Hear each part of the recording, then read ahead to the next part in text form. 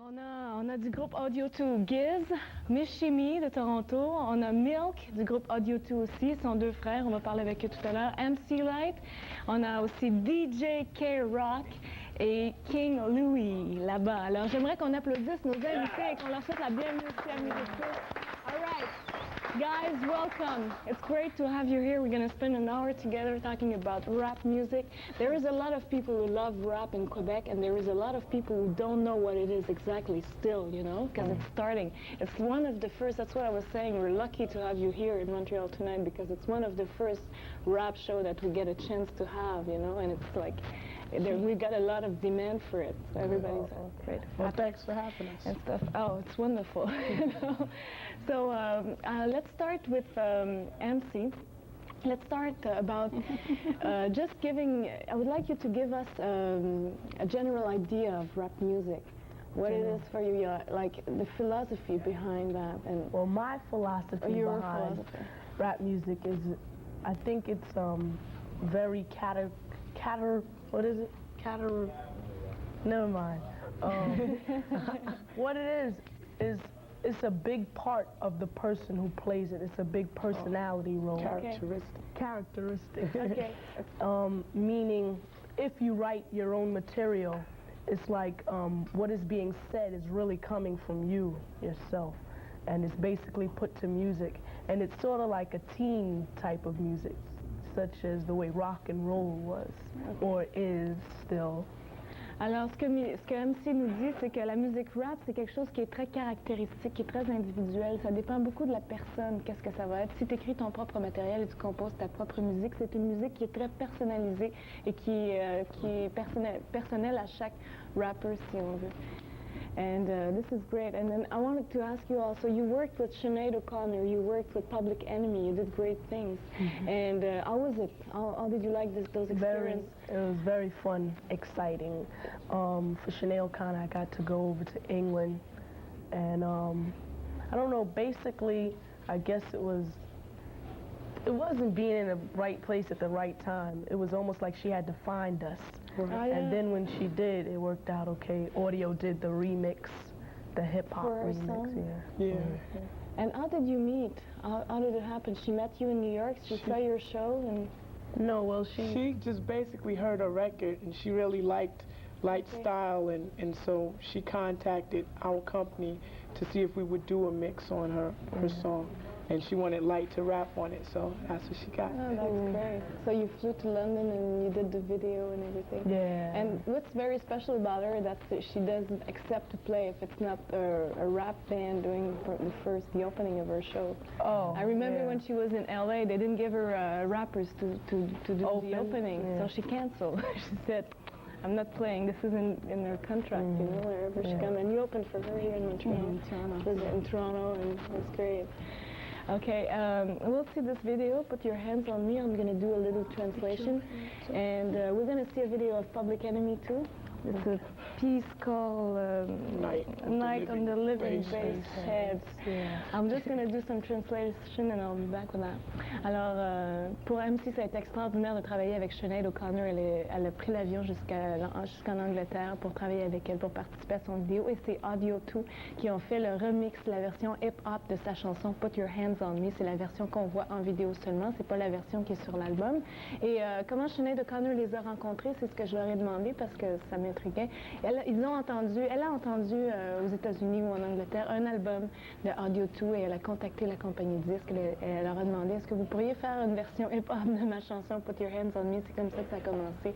Elle voulait que ce soit MC Light qui rappe pour elle dans son vidéoclip et ça a été une belle aventure pour eux. Ça a été assez extraordinaire. Alors on va voir ce clip dans quelques instants de Sinead O'Connor, mais on va vous présenter aussi un clip de MC Light avec Public Enemy qui s'appelle Night of the Living Bass Heads. Et c'est un vidéoclip qu'on n'a pas censuré, mais qu'on omet de jouer sur les ondes de Musique Plus ici parce que c'est un clip qui contient de la violence et qui contient des scènes où les gens prennent de la drogue. Alors c'est pour ça qu'on ne joue pas, parce que c'est un vidéoclip qui a besoin d'être expliqué, mais qui a quand même été fait pour une raison bien particulière. Alors comme MC a travaillé sur ce clip avec Public Enemy, j'aimerais je vais demander avec elle qu'elle nous explique un peu l'histoire et la raison de ce vidéoclip. So I was just saying that this video I always forget the title.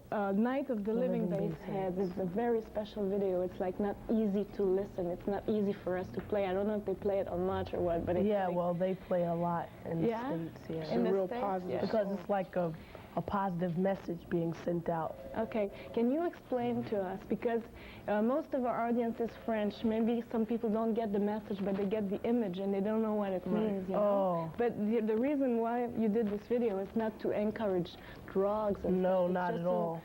Describe It's like the an reality. anti-drug movement. Definitely an anti-drug. Yeah, boy, I guess it's just showing you.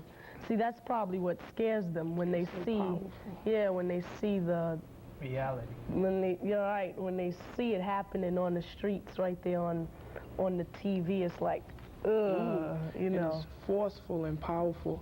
And that's probably why they wanted to get Light in, because she gives across a message, and she's a real powerful person that a lot of people can relate to. So it was like they wanted her to come in their powerful video to help make it more powerful. Alors, c'est un vidéoclip contre la drogue. C'est une chanson qui est finalement très positive et qui tourne beaucoup aux États-Unis. Il faut comprendre bien les paroles. C'est une chanson qui parle de la dure réalité des gens qui prennent de la drogue, du crack. It's about crack mostly. Hein? Yeah, The damaging of crack, drugs and stuff. Bassheads. Il y a beaucoup, and bassheads, il y a beaucoup de gens aux États-Unis qui font du crack, des jeunes en particulier. Et c'est une pièce qui montre cette réalité, qui montre aussi les vraies images. C'est pour ça que c'est un clip qui peut être un peu violent, parce que c'est les vraies images de la rue, c'est la vraie chose, c'est des choses qui se passent. Alors c'est eux autres qui ont fait ça parce qu'ils voulaient convaincre les gens de pas faire de drogue, tout ça. C'est quelque chose qui est très grave à New York présentement, le crack et tout ça.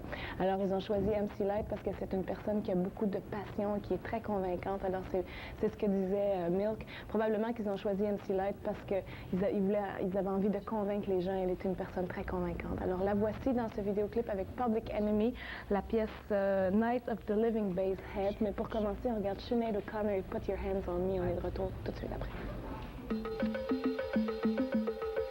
Après la pause, Audio 2, MC Lyte, Mishimi et L.A. Love sont tous sur la même compagnie de disques qui s'appelle First Priority Music. C'est une étiquette de disque qui a été créée, fondée par le père de Milk et Giz qui sont dans Audio 2. Donc Audio 2 ont été les premiers à être signés sur cette étiquette de disque qui s'appelle First Priority Label. C'est pour ça qu'on dit First Priority Music, c'est pour ça qu'on dit que c'est le First Priority Rapper en spectacle ce soir. Donc c'était les deux premiers à être signés et c'est ceux qui sont responsables la plupart du temps pour les arrangements des chansons, pour les compositions et pour la réalisation aussi des albums des artistes qui sont avec eux. Et une chose très intéressante, il y a Mishimi et L.A. Love qui sont sur cette étiquette de disque. Mishimi qui est canadienne, elle est originaire de Toronto. Et c'est intéressant de voir qu'il y a une Canadienne, un groupe canadien à l'intérieur de cette étiquette américaine. I was just talking about the label that your father found and that Audio 2 is responsible for most of the composing and producing and stuff of the artist on the label. And I was getting to MC. You started rapping, you were 12 or something, you know? It's something that you started being very young. Yeah, basically, I didn't take it as seriously as I do now when I was 12. I started taking it seriously maybe like three years ago. Yeah. When you met those guys, right? Something like that. And yeah, we beat it in her head. Okay, and how did you guys met? Did you meet at school? Because you're young too, you're like 17, Actually, 19. she's our long-lost sister. Oh, yeah.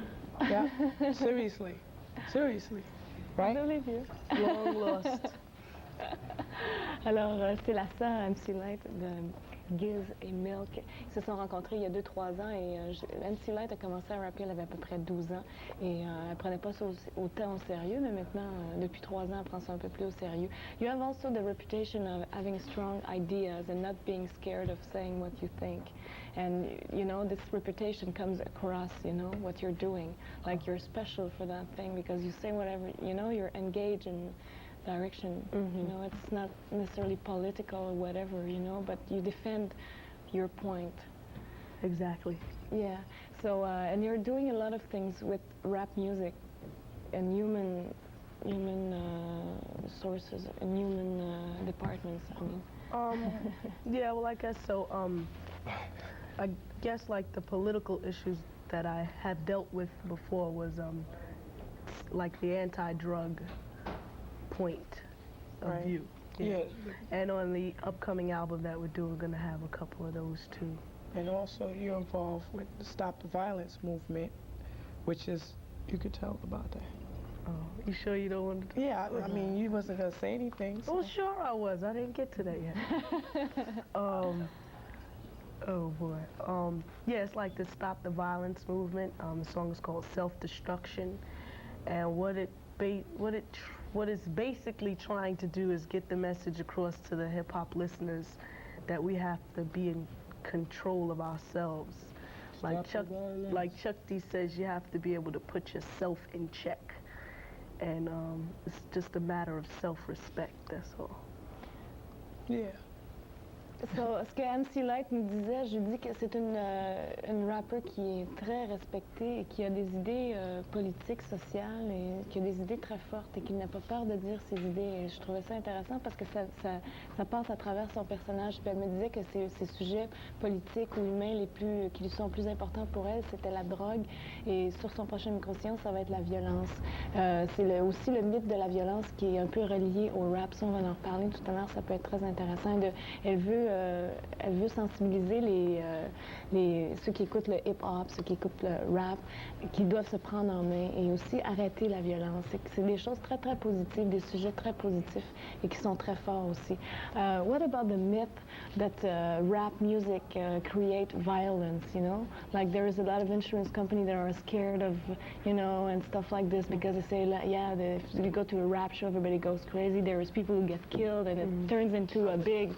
You know, what about that? It's exactly like you started off. It's a myth. Exactly. Yeah. I'm sure if they compared the statistics of rap violence to rock violence, that it'd be a totally different story. Because I haven't heard of any animals being slayed in the crowd and thrown on stage. And I've heard a lot of people trampled. And, you know, I've heard a lot of violence in rock also. It's just not as badly publicized. Right. It's not something that comes from the music. It's just basically when there are a lot of people together, you know, sometimes things happen. It doesn't necessarily have to be a violent act in the, you know, in the making. Sometimes there's misunderstanding. It happens, right, overexcitement. It happens with all races, colors, creeds, and all types of music, jazz, gospel, everything. So it's not a rap thing. It's a little more of a media.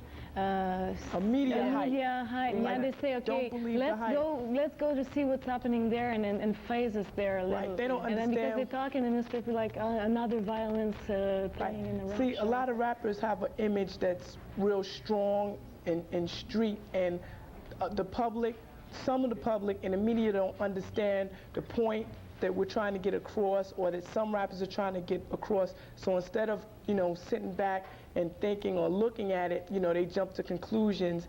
And because they have the conveniency of, you know, working at a station, they might say something. And the media has a great influence over a lot of people. So, you know, then you'll start finding people saying, oh yeah, you know, rap causes violence, hip-hop causes violence, and the only thing that convinced them of that is that they saw something on TV. Yeah, something that happened. You think it's because rap is still not so accepted. Yeah, it's still like sort of underground. It's getting more and more mainstream. Commercial.